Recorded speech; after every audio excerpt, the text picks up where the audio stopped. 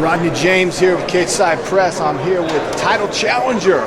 He's fighting Tyron Woodley here Saturday. Kamaru Usman. How are you doing, my friend? I'm doing amazing. How are you? You look amazing. Thank you. Can I just see this here in the jacket? Show this to the camera. Yeah, you know what? This is, you can see that. I don't wear things on accident. Nothing's an accident. Did you Everything get that is planned out. Las Vegas Fight Shop? No. Let's see the back of that. Oh yeah, very nice. I like it. You know, it's designed by our friends at Roots to Fight. I like the shades. Thank you so much. Thank you so much. Nothing's an accident. Obviously, you see the Rumble in the Jungle, the first one, and God willing, everything goes according to plan. Saturday, I will bring the second Rumble in the Jungle. You're a religious guy? Yes, I wouldn't say more so religious. I'm extremely spiritual, of course. I believe in God. You know, there's a God up there. Whether you're Muslim, you're Christian, you're Jewish, whichever, we all believe in a higher power. I didn't mean to bring up religion. Oh, you just said God willing. That's why. Yeah. Listen, it's an interesting time for African fighters, especially Nigerians.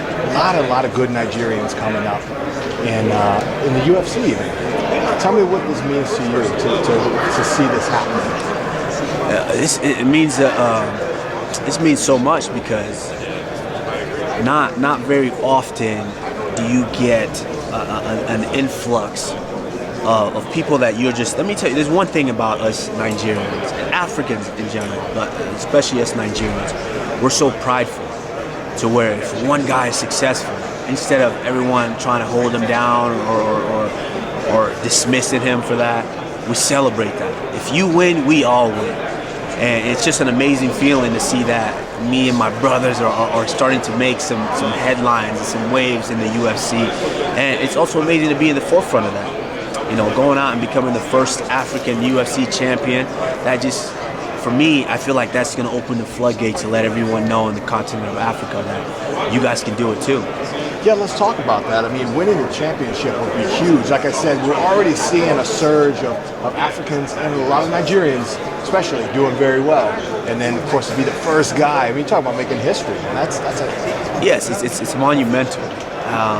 And I firmly believe by the end of 2019, we could have 3 African-born champions. That's amazing. We've got Israel Adesanya is fighting for the title next month. Another Nigerian. Then what Francis just did, I think he's put himself in that title picture, and I think he's going to get that title shot before the year 2019. There's another Nigerian who's Sadiq Youssef. Sadiq. Yeah, Sadiq, my boy. That's another young lion coming up, and he's just so technically well-rounded. He's going to be a problem for a lot of those featherweights to deal with. I talked to him. I had him on my show the day after your fight with RDA, and I brought you up, of course. And he said, that you actually, you get in touch with him from time to time and kind of give him a little motivation. And he said that night before his fight, you actually gave him some words of encouragement. Yes, well, what did you say to him? I just told him, man, just be relaxed, be you. Your talent and your hard work has gotten you there. Be you and believe, man. We're here supporting you no matter what. You have my support. And, he went out there and just straight ran through the kid, just like I knew he would. So I was extremely proud to see that. The funny thing is, I actually watched that fight with Dana right after my fight. And I'm all bandaged up and I'm sore and hurting, but I'm freak jumping up and just, screaming out, I told you guys, Nigeria, we're coming for you guys, baby. You hear that? You hear that, Sadiq? Dana saw your handiwork. That was, Dana saw an awesome finish he had. Okay, so at the press conference a few weeks ago, obviously there's a lot of trash talk, mostly from T. Wood's side, I think. It was mostly you countering his trash talk. Do you feel like he's underestimating you, or do you think he's just trying to get in your head? I think he's, it might be a little bit. I think they think, because they don't know how to take me. I'm very serious, I'm very straight arrow, and I don't sugarcoat it, but I'm also not very disrespectful. I'm very respectful. I'm respectful of him.